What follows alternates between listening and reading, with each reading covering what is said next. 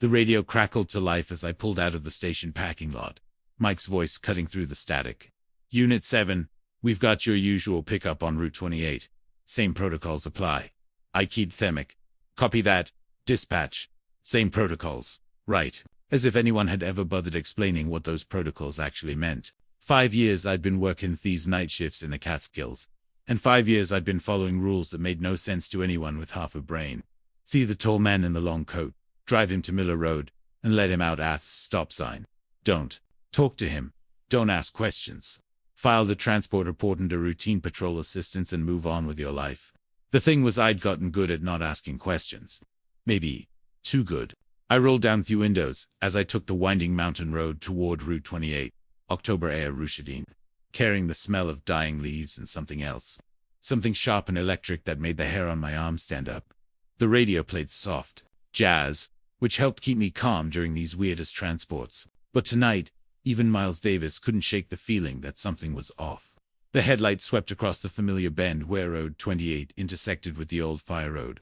And there he was, just like always, tall figure, in a long dark coat, standing maybe 10 feet off the shoulder.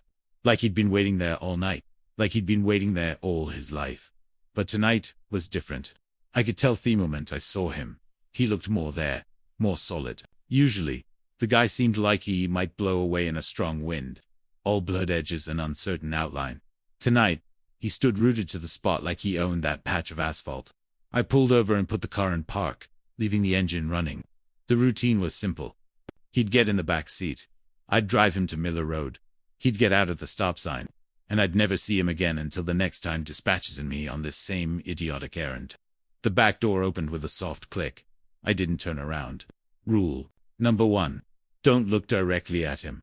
I'd learned that one the hard way during my second month on the job, when I'd made the mistake of checking the rear view. Seeing that smooth blank space where his face should have been had given me nightmares for a week. Miller Road, I asked. Put in the car and drive. Silence. Same as always. I pulled back onto Route 28, taking the curves nice and easy. No point rushing. Through this wordness, the guy never seemed to be in any hurry. And honestly, the sooner it got him where he was going, the sooner I could stop thinking about the fact that I was chauffeuring someone who shouldn't text, according to any rational understanding of the world.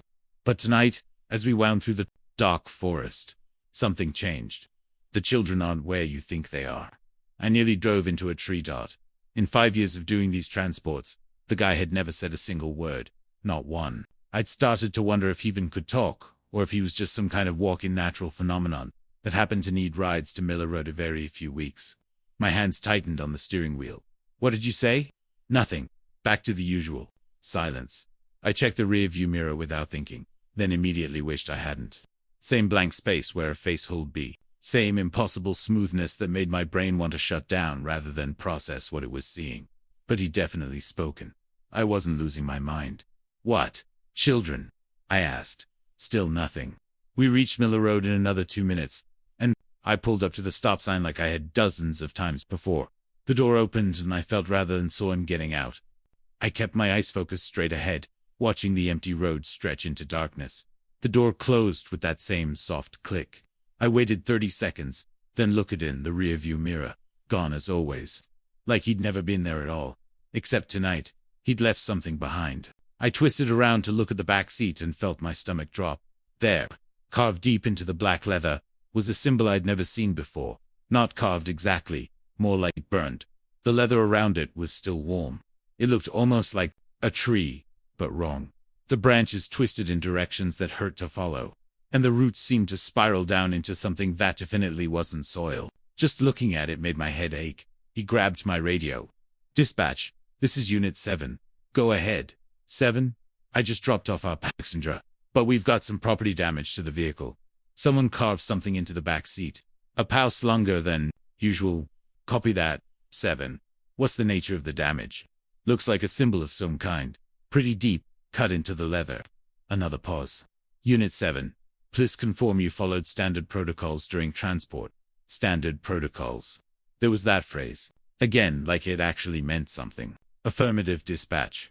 No deviation. From routine copy. File your report. And continue patrol. Maintenance will assess damage tomorrow. I stared at the radio. That was it. No questions about how someone had managed to carve a symbol into my back seat while I was driving. No concern about potential vandalism to department property.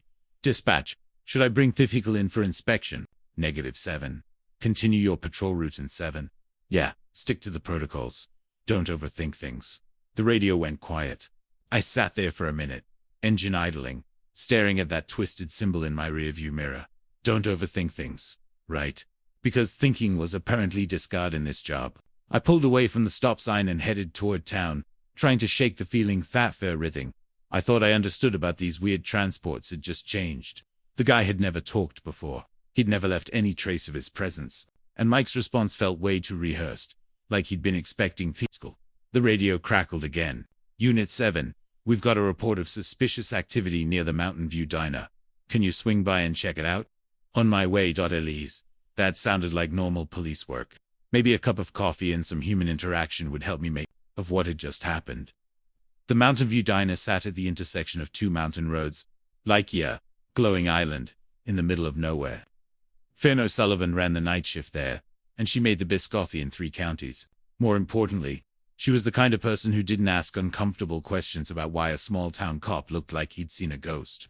I pushed through the front door, and the little bell above it chimed a welcome. Fern looked up from wiping down the counter, her red hair catching the fluorescent light. Well, if it isn't our local night owl, she said. You look like you could use some caffeine. You read minds now, Fern. Honey, I've been working nights for 15 years. I can read exhaustion from across a parking lot. She poured coffee into a heavy, white mug without being asked. Haman Swiss, you know me too well. She started assembling a sandwich. Her move immense and efficient. So, what brings you by? Please tell me it's not another one of those weird transport calls. I nearly choked on my coffee. What do you know about transport calls? Relax, Officer Fletcher. I just noticed patterns. Every few weeks, you come in here looking like you've seen something that doesn't make sense. Order coffee and a sandwich, and spend 20 minutes staring out the window like you're trying to figure out how the world works. She slid the sandwich across the counter. Tonight, you look worse than usual. I took a bite, buying time to think. Civilians weren't supposed to know about the supernatural protocols. Hell, I wasn't even sure I knew about them. But Fern had always been observant, and she'd lived in these mountains her whole life. Just routine patrol, I said finally. She leaned against the counter. You know, I've been seeing some strange lights in the woods behind my place last 3 nights running. Not like car headlights or anything normal. More like, I don't know, like someone was carrying Garen pieces of the Aurora Borealis. My coffee cup stopped halfway to my mouth. Strange lights. Probably nothing. But with all these missing kids reports lately, she shrugged, makes a person nervous. You know, are you guys investigating anything unusual? The missing kids, right? We'd had 5 reports in the past month though. They'd all turned out to be false alarms. Kids found safe within a few hours. No sign of foul play. Mike had classified them as routine runaways. But something about the pattern had been bugging me. Nothing to worry about, I heard myself saying. Probably just teenagers with flashlights. Probably. But she didn't look convinced. I finished my sandwich and left money on the counter. Thanks for the coffee, Fern. And if you see those lights again, give us a call. We'll do. Drive safe out there. I walked back to my patrol car, thinking about strange lights and missing children and faceless men who suddenly decided to start talking. None of it fit together, but the pieces felt important in a way I couldn't explain. I opened the driver's door and froze. The symbol carved into her back seat was glowing. Not bright, just a faint, sickly light that pulsed like a slow heartbeat. As I watched, the glow faded until it was just a carved mark in leather again. I grabbed my radio with shaking hands. Dispatch, this is Unit 7. Go ahead, Seth, I'll need to come in. There's something wrong with the patrol car. Define wrong. 7.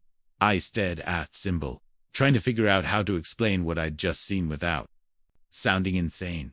Equipment malfunction. I think there might be an electrical issue. A long pause. When Mike's voice came back, it sounded careful. Measured. Unit 7. You're scheduled to complete your patrol route. Bring the vehicle in at end of shift for maintenance review. Mike, I really think end of shift 7. That's an order. The radio went dead. I stood there in the diner parking lot looking at my patrol car and trying to understand why my boss seemed more interested in keeping me on the road than investigating potential. 5 years, I'd been following protocols I didn't understand, driving ground passengers who shouldn't exist, and filing reports that disappeared into some filing cabinet I'd never seen.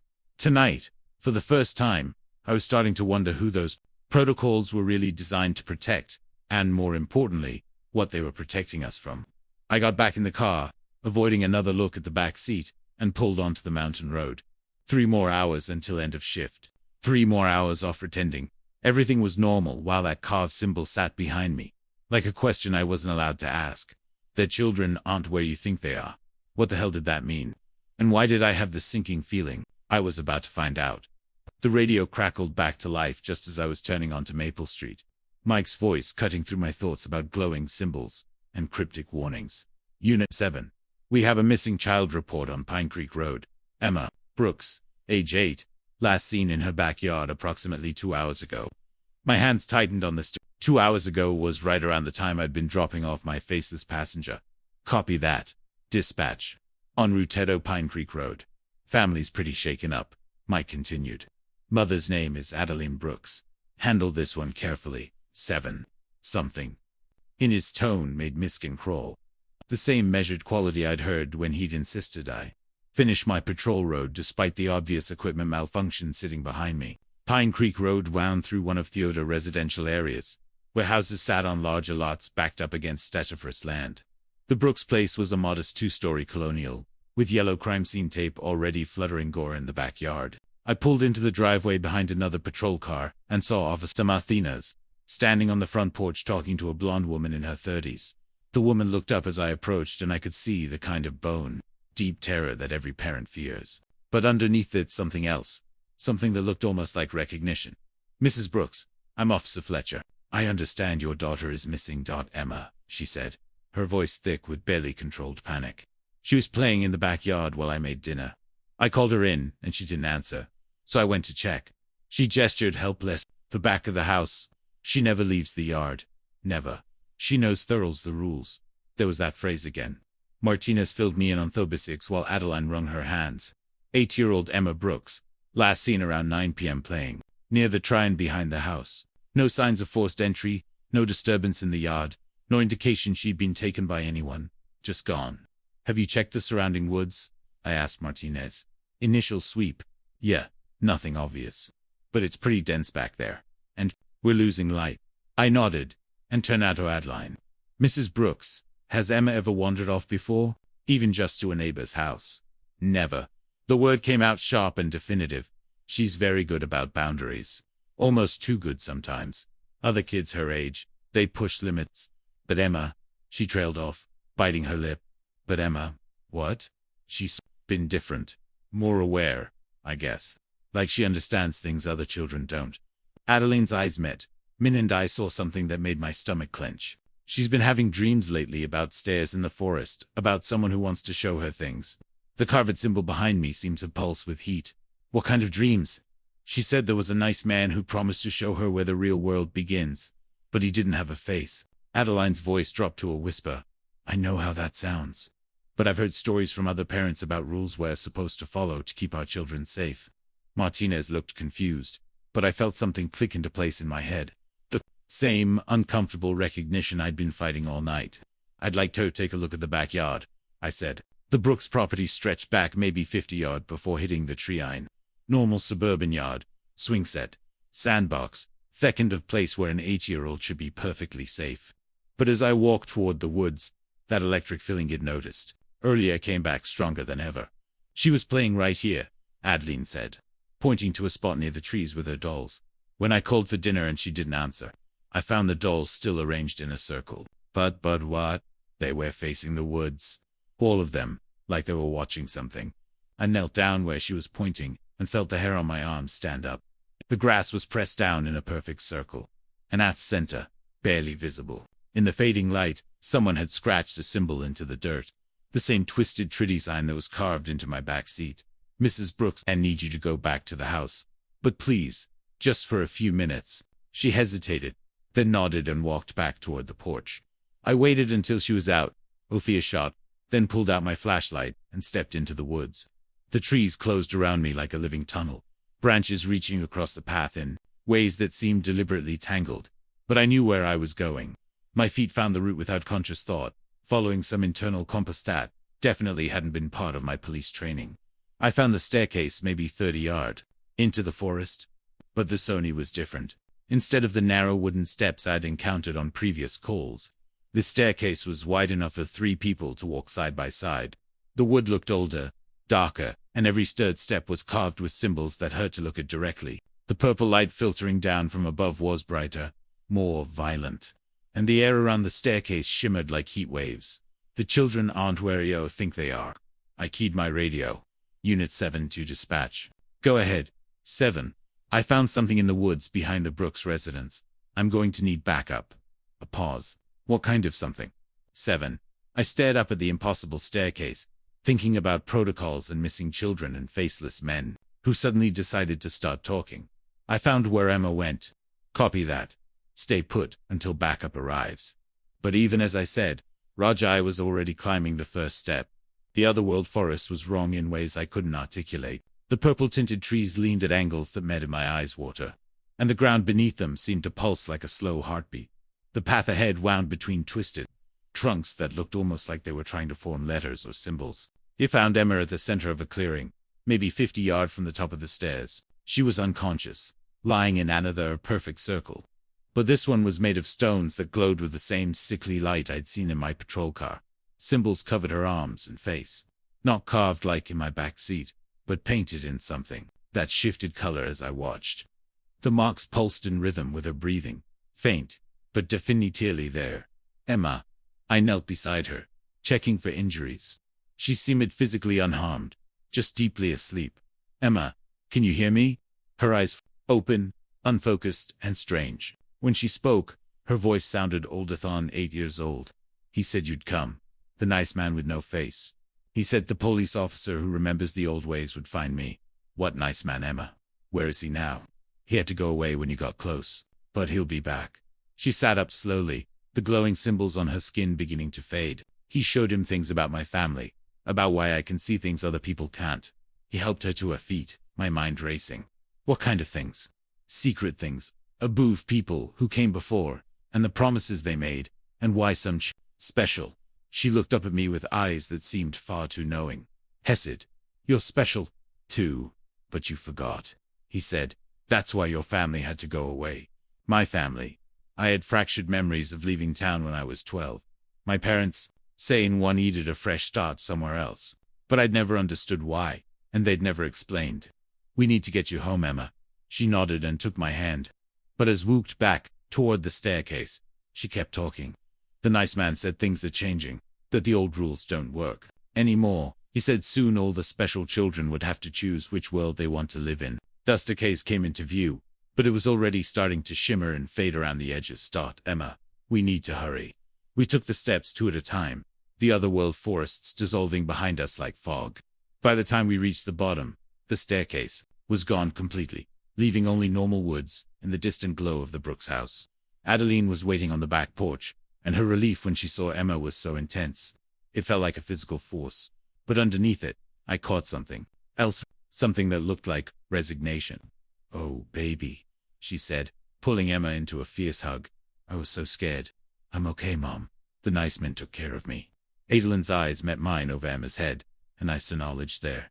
Not surprise, not confusion, but the kind of tired understanding that comes from carrying a secret too long.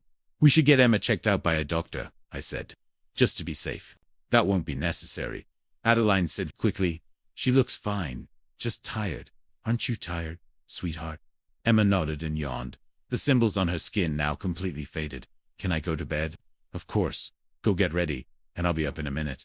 Emma disappeared into the house, leaving Adeline and me standing in the backyard, where dolls had been arranged to seethe woods and symbols had been scratched into the dirt. Mrs. Brooks.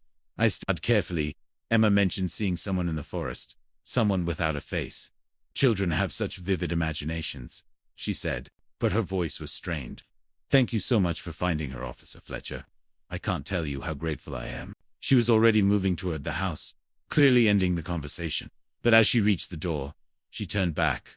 Officer Fletcher. Emma's father used to work for the police department before he left town. He used to say that some officers things others didn't. That there were old ways of keeping people safe. Her grip tightened on the door handle. I think he would have been glad it was you who found her. Then she was gone, leaving me alone in the backyard with more questions than answers. I walked back to my patrol car, thinking about Emma's words. The police officer remembers the old ways. My family going away. Special children and changing rules and choices between worlds. In the rearview mirror, the symbol carved into my back seat looked different somehow. Not just a random mark, but part of something larger. A piece of a puzzle I was only beginning to understand. The radio crackled. Unit 7. What's your status? Child located and returned safely to family. No signs of foul play. Copy that. Any indication of where she'd been? I looked back at the woods where an impossible staircase had led to an otherworld forest full of glowing stone sand-painted symbols. Just wandered off into the trees. Got turned around in Thedark Roger. File your report and return to patrol. But as I pulled out of the Brooks driveway, I couldn't shake the feeling that filing a normal missing child report wasn't going to cut it this time. Emma had been marked chosen for something I didn't understand.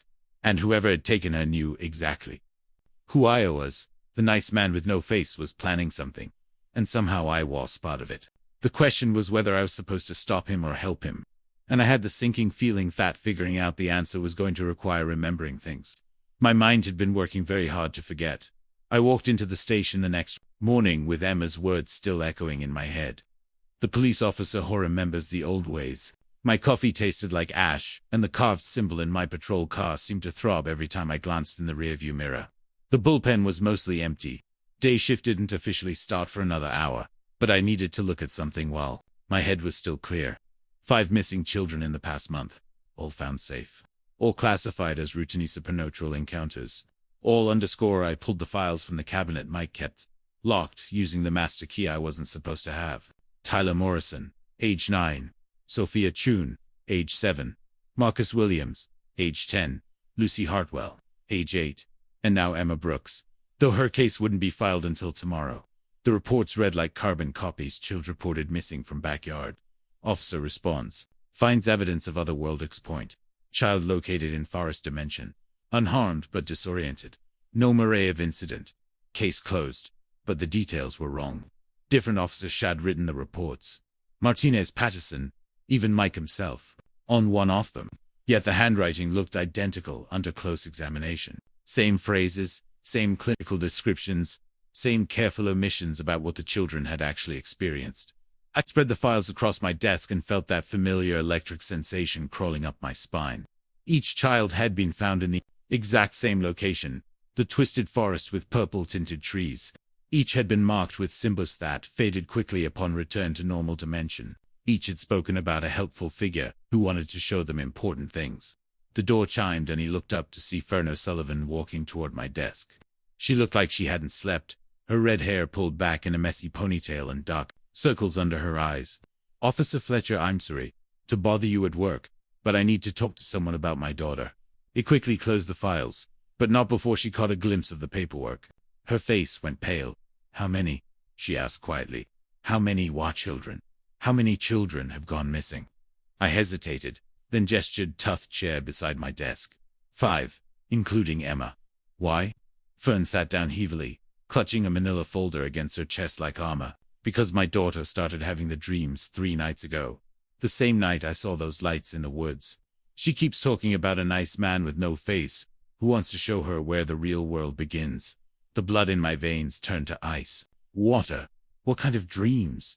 She draws pictures afterward. Staircases leading up into purple trees, circles made of glowing stones, and always this figure standing at the edge, reaching out his hand. Fern's voice cracked.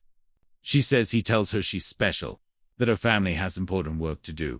Mrs. O'Sullivan. Children have vivid imaginations. My husband used to be a police officer here.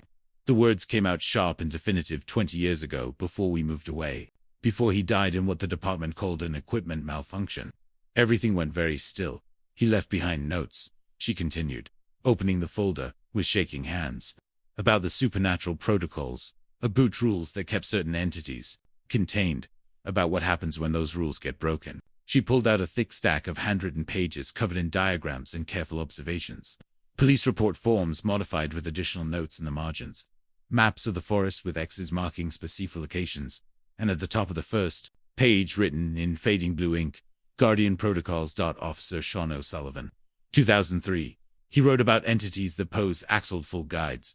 Fern said, flipping through the pages, things that test children to see if they carry such